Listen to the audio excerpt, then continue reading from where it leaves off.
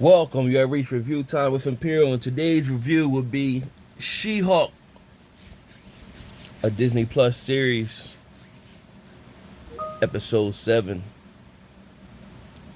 Let's go. Subscribe to the channel, like the video. So this episode is filler. Um, wasn't really too much this episode. Of course, went through She-Hulk. Jen has been dating Josh, and he is dating her.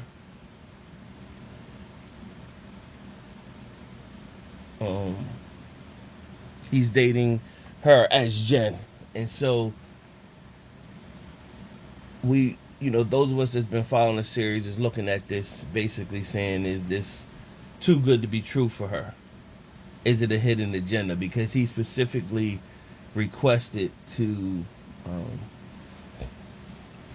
date her versus the She-Hulk character, and that's what she was infatuated with. So she kept dating, and finally she broke down after a few dates and invited him in the house.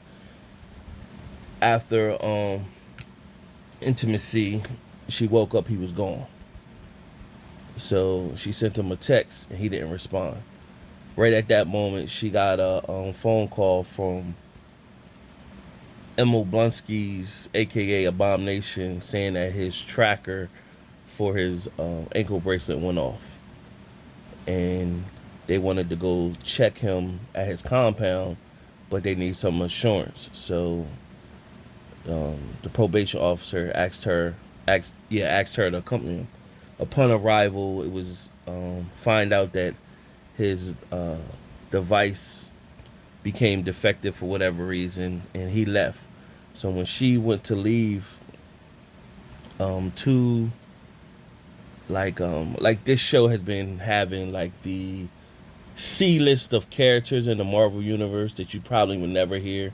So they pop up on this show. So it's giving them some shine that you never seen them before. So you got like 4 characters that showed up on this episode, and then they damaged her car. So in the process of getting her car fixed, she stayed on the compound and set into one of Blonsky's therapy sessions he's been having with these guys. And what took place is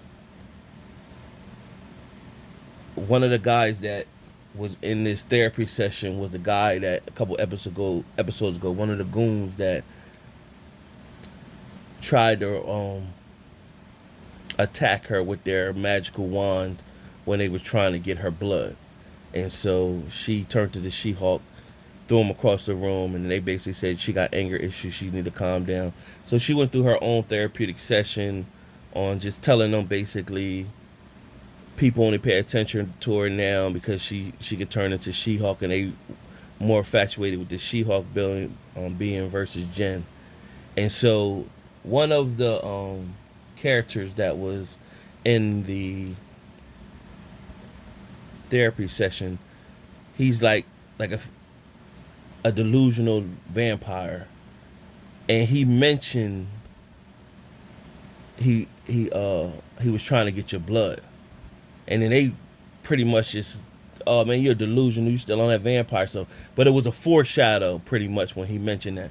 So he says that, and she continued to express herself and tell them her emotions, that she feels she was ghosted and she felt less than. They pretty much told her, giving her encouragement to boost her mental status up. And so by the end, she turned back to Jen, and they was rooting for her in a session.